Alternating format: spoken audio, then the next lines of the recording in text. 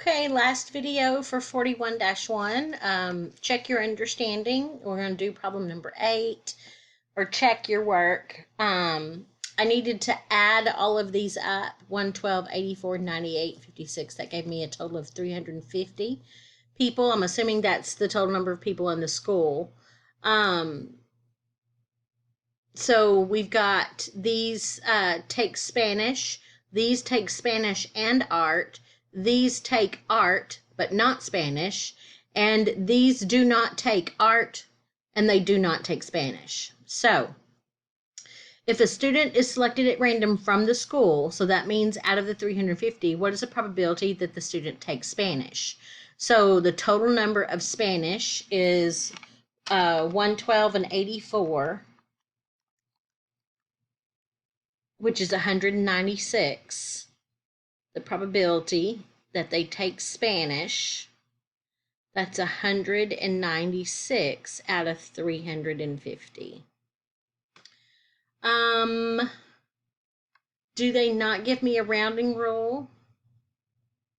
They do not, so I'm just going to leave it like that. I don't think it's, well, I'll go ahead and say that's about, no, it came out to be exactly 0.56. Find the probability that a student takes Spanish given that they also take art. Okay, so the number of students that take art, that's 84 and 98. So we know they take art. And that's 182 students. So we're not picking out of all 350. We're only picking out of these right here because we know they take art. How many of them take Spanish? So 84 take Spanish that are taking art. So 84 divided by 182 gives me 0.46. I'm going to round to the nearest hundredth. So C, find the probability that a student is taking art given that they're taking Spanish. So again, I have to have the number of Spanish is 196. That's what we're finding. Oh, I'm sorry, I did that on top. Did that wrong. So for C, I'll do C over here. So the probability that they're coming from Spanish, so the 196 goes on bottom because we know that they have to be taking Spanish, so that's this number right here, that's 196. And now of those that I'm talking about, how many of them in art? Well, that's 84 of them are in art. So you do 84 divided by 196, and you get about 43.43. And then which of the answers to parts A and B are larger? Well, this one's larger. You have to get the decimals down. Explain in your words what this means. It means that there are more of, wait, did we do, yeah, parts A and B. So there's a greater chance that if you're picking students that take Spanish, there's more of a chance that you'll get a Spanish taking student if you pick from the whole school than if you only pick from the art kids. That's what that means. So more than half of the kids in the whole school are taking Spanish, where not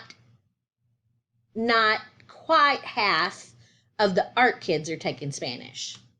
So you'll more likely to be able to randomly select a Spanish taking student if you pick from the whole school. So this says find the probability of a Spanish and an art student. Well, that's this group right here. This is Spanish and art, given that they are not a Spanish kid. So they are not taking Spanish. So the number of people that are not taking Spanish are 98 and 56. So 98 and 56. is 154. That's how many are not taking Spanish. So we know they're not Spanish speakers. They're not taking a Spanish class. But then the probability of getting the two of them combined is 84. Okay, so 84 out of this total. I'm not sure about that one. I know this number is right. This bottom number is the one that I'm worried about, so I'm going to scroll up right here. Yeah, I'm right. 84 out of 154. So that is, they rounded it to 3 decimal places, so I would have rounded it to 2. 84 divided by 154. So if you round that to 2 decimal places, it would be about 0.55. All right, so let's move on. It asks you to fill in this chart on the practice. So here are the chart totals. And then if a phone is selected at random, so we know that we're talking about a phone being selected at random. What is the probability that it is a speakerphone? So we're just talking about a speakerphone out of all of them. So the total number of speakerphones is 34, and the total number of phones is 48. So that's where they get this relationship right here. Then C says, if you, oh, I'm sorry, I'm doing B. Oh, they got this messed up. This is B. Because A was just write the totals in the table, and then this is C, and then this is D. So they got the answer key messed up a little bit. If the phone is, okay, so part C is, if you are now told that a phone has caller ID, does this make it more or less likely to find? Well, then we have, I don't know, we'll have to do it first.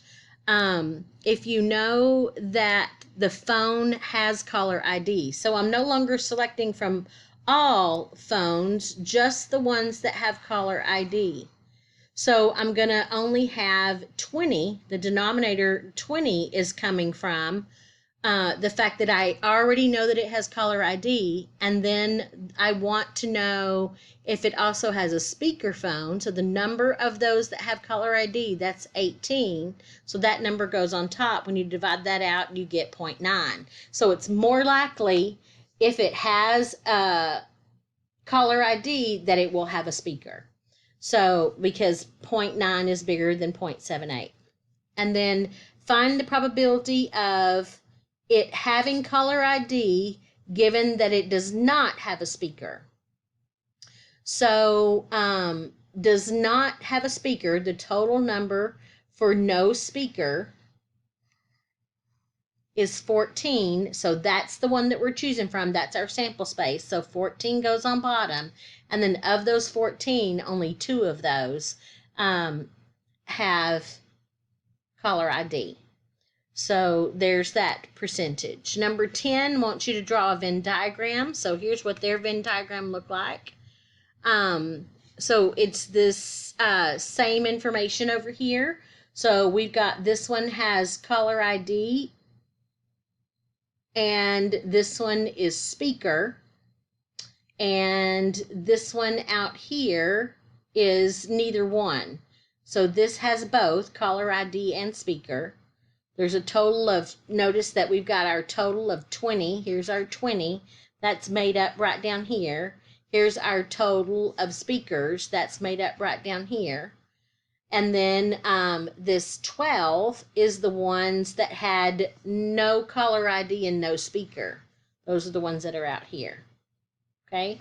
And then part B, if a phone is selected at random from those available at the store, what's the probability that it has caller ID? That's just finding the probability of caller ID. So you need the total number right here. So that number goes on bottom. And then there's a total of 20 that have caller ID. So that number goes on top. If you are now told that the phone has a speaker, does that make it more or less likely. Well, I would do it. They didn't do it, but I would.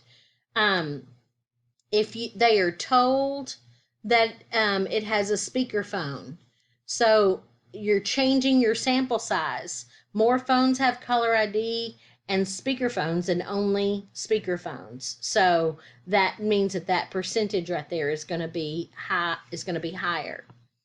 Number 11, they did not give you the total columns, so you might want to add the total columns. That may make it easier to do. The probability of a female winning the contest. I guess those are contestants. The probability of grab of a female. So you put the total number of females, which is 6, over the total number of contestants, which is 12. So it's 50-50. What's the probability of a female when you know that it's under 20? So under 20 right here, under 20, a total number of 3 goes on the bottom, and then out of just that group right there, out of just this group right here, 2 of them are female. So it's 2 female out of a total of 3. So it's 2/3. And that reduces to 0.667. And then this one says female out of the other group. So female out of this group. So that's 4 out of 9. Suppose you are a reporter for a newspaper. Write an article about the 3 probabilities that you found in Part A. Compare these probabilities. So they just want you to explain half of the people are female, 2/3 of them are under 20, and 4/9 of them are over 20, is basically what that says. All right, so that's conditional probability.